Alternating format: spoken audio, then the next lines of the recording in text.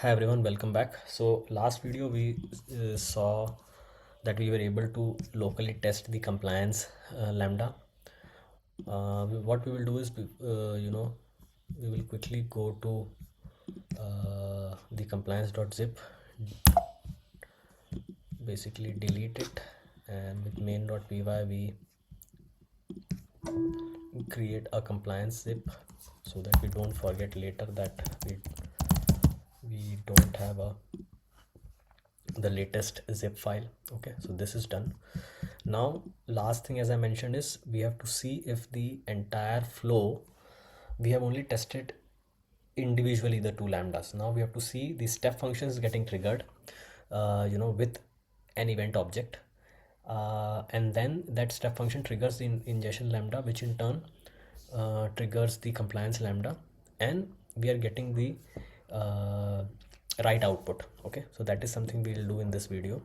So we have done it till here. Now, as I was mentioning you, that ASL file we anyway have to review. Now is the time to review this ASL file and do the last remaining changes to it based on the input to ingestion, output coming from ingestion. Now we have a concrete format in which our output is coming, okay, for both the lambdas. So now we can say that okay, so we can keep in context the compliance main, we can keep in context the ingestion main, okay, because both these main files contain the outputs coming from ingestion and compliance respectively. And then we will put the ASL file, contact preview ASL.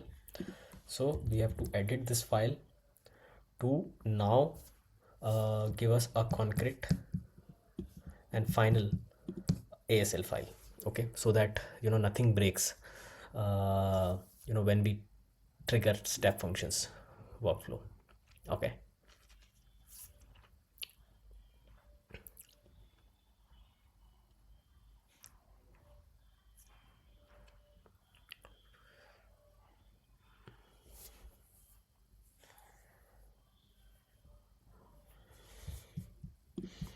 whether we may have to do the TFE apply before we check the trigger of step functions. Okay,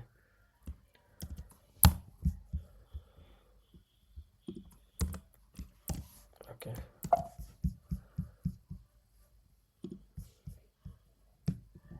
so it has come up with something. Let's check that what it has changed. Okay, so I'm not checking it line by line. I'm just going with and basically keeping faith in the prompt I'm giving. Okay, we can test it once we test these step functions anyway, right? So we have all these things in place. We have the edited ASL file also. We can create a trigger, but before that we have to apply the settings, because the trigger file anyway would trigger the step functions, right? For that we need the step functions edited definition in place on AWS. Okay, so we have to basically do a TFE apply. Okay, so it is applied. Now next thing is we have to create this trigger file. So I'll anyway have a scripts folder which will contain this trigger file. Okay,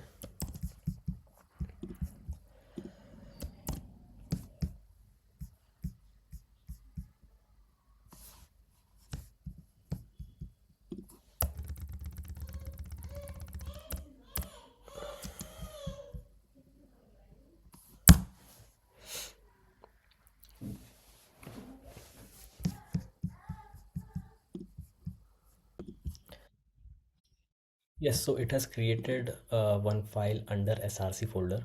I think src folder right now in our scenario is not required. I'll put this inside the root only, okay, and remove the src because it doesn't make sense to me. Okay, so we have the scripts inside inside the main project folder, and this basically trigger Python file will trigger these step functions. Okay, so basically first it is starting with parsing the arguments. So there are some arguments which are required as input, right? So you need the bucket, you need the bucket key, contract ID, which will go as empty region, obviously the default region, or hard-coded as US East 1, and then the wait out, timeout, and wait related arguments. Okay, so I think that is still fine. If it seems very complex, you can just ask it to make it simple and remove all these different functions it has created. Okay, but idea is that it should trigger the step function, and then we'll go to the console to see how that workflow is getting executed. If there are any errors, we have to resolve those errors and take it from there. Okay, so here one thing which we need to put is we have the default values for the bucket, because now it understands and it has put the default values for the bucket and the key, which is fine. Machine ARN is something which we would need to put here, because because that is something which would be created as part of the resource creation, and ultimately this step functions ARN needs to be given in your dev config variables. Okay, not in your infra part, but if at all you take the Lambda out and you create a separate repo, anyway that ARN needs to be given. So we will put that ARN somewhere here. Okay,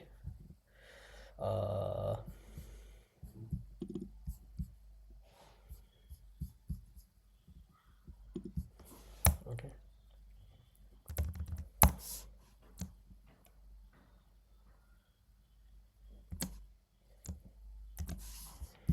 okay, let's go to the console, get the ARN of the step functions service which we created in the last video. Yeah, this is the one. This is the ARN of the step functions. We are not concerned with the IAM role ARN. Okay, role ARN is different, the actual resource ARN is different, so don't get confused between the two. Role ARN is the execution role ARN. The actual ARN is that particular service ARN. Okay, we need the service ARN here, right? So we have that. Now let me go to the scripts folder real quick and try to trigger the step function.py. Let's quickly do that. So it has started the execution, it is telling, and it has returned with, it has ended saying that the execution has started. Now let's go to the step functions to see if there are any executions here, if at all. Okay, yes, so it is running. Yes, so it creates a graph view of the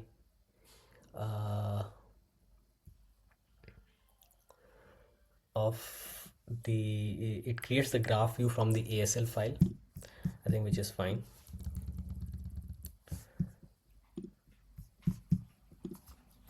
Okay, there was an error. Let's see what is that error.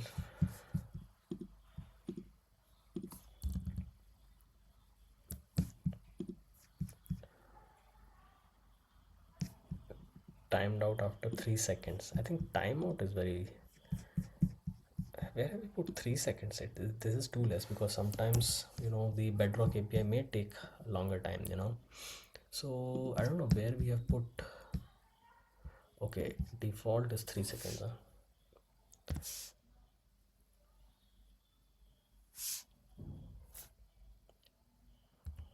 If this is 3 seconds, 30 seconds also seems less.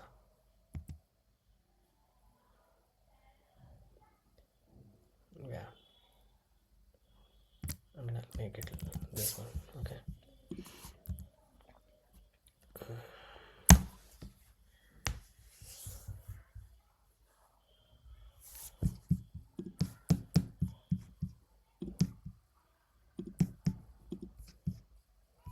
So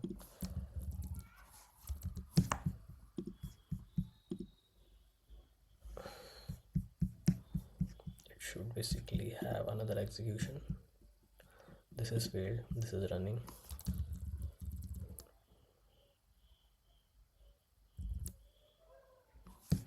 Ingestion has invoked. This is going on, right? So there is an error. Use step details. Okay, so let's go here. Timeout after 3 seconds. Okay, so there is a timeout somewhere. I don't know where. See, this is the problem with using Copilot now. Sometimes it overdoes things. Now in ASL, it has, just gone over and above its power to put, all these default values and, doing a lot of different stuff which we don't want, right? Because to start with, we need things simple, right? Then we move to more complex stuff. So somewhere it has put a timeout of 3 seconds. Okay.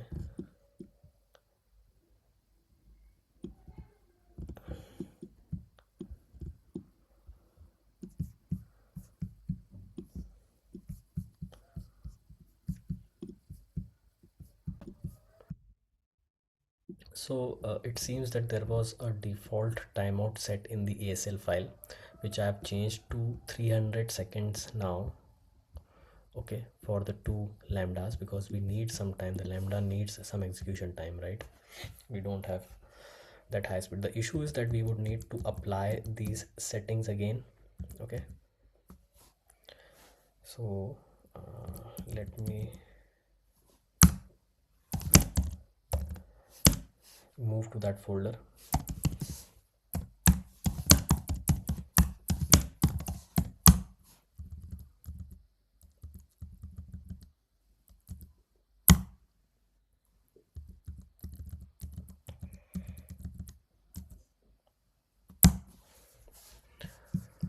Okay,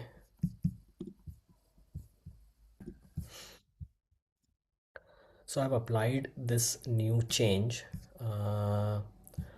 We would need to now go to the scripts folder and execute that trigger script to see if things work fine now. Let's go to the state machine to see the execution. So this is the latest execution. Okay,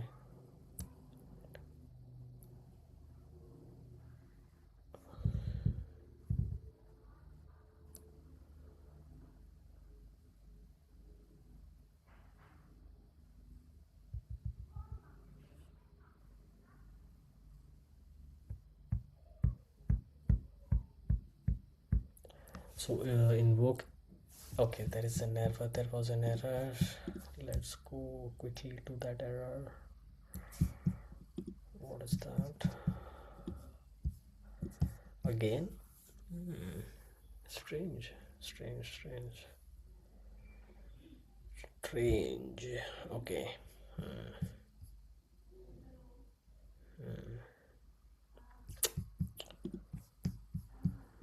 I don't know. I mean,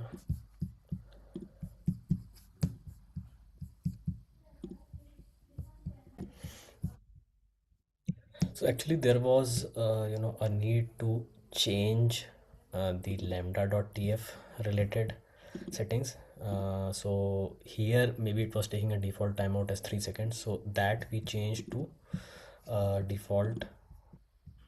I think it is 300 seconds. What it means, so 300 seconds means roughly 5 minutes, so we have given a default of 5 minutes, okay, which is fine, I think. And then when I applied this setting,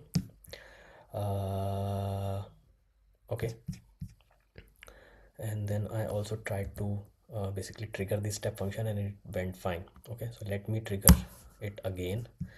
We'll go and see how the flow looks. This is the latest trigger execution. Okay,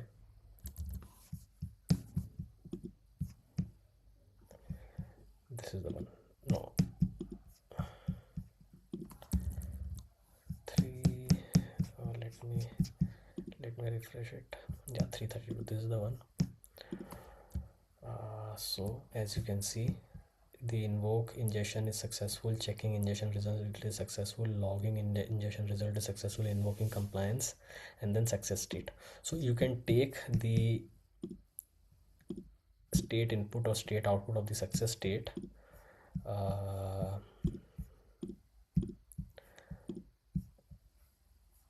Okay, state out. This would be the overall output. You can copy this JSON into your JSON formatter, okay, like I did here.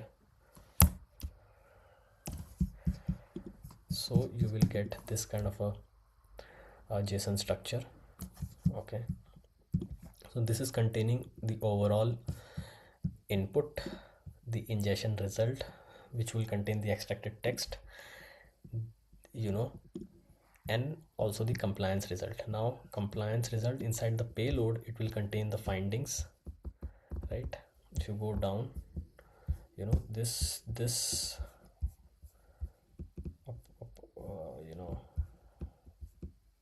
yes, so model raw output it is showing, which contains various different parameters, and model output parsed. So as we saw when we were testing the Lambda individually, there was a summary key which gave us the summary of whether this document is compliant as per GDPR and SOX. So it is giving some summary on that and some recommendations, which is what we wanted, and some other fields which are the standard stuff for compliance checks. Okay, so hope this makes sense. So we have completed an entire flow of agentic compliance automation with the help of step functions as an orchestrator. Okay, now in actual world scenario, you would have a file going into S3, an S3 event getting created, and then you would need to trigger a Lambda on that S3 event, which in turn will trigger a step functions. We have done bulk of the logic from this real world scenario, where we have seen if these step functions get triggered with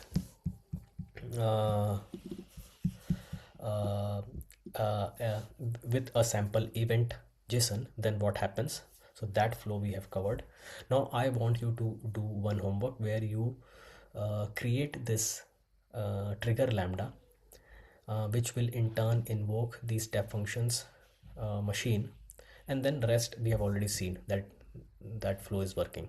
Okay, you would need to do the Terraform part of this Lambda, and what change you would need from the step functions Terraform settings as well. Once you have the Terraform, then you would need a trigger file to locally test that Lambda, so put that as well. So you can have basically inside of the agents folder, you can have a trigger folder, okay, which will contain that Lambda code, and ultimately the Lambda should get triggered on the S3 event. So your Terraform settings should revolve around that. Okay, so do that as an homework. I'll anyway create a video on this part where the S3 event triggers the Lambda, and then the Lambda in turn triggers the step functions state machine. Okay, so you can cross check whether what you tried worked for you, and take it from there. Okay, that would be the last video of this series. And as I was mentioning, I will put all these resources related to prompts as well as local user creation in a resources folder here in the project. Okay, and I'll basically also put up a link in the description with the various resources you would have. Okay, hope this video was informative, and I'll see you in the next one with the last part of overflow. Thank you.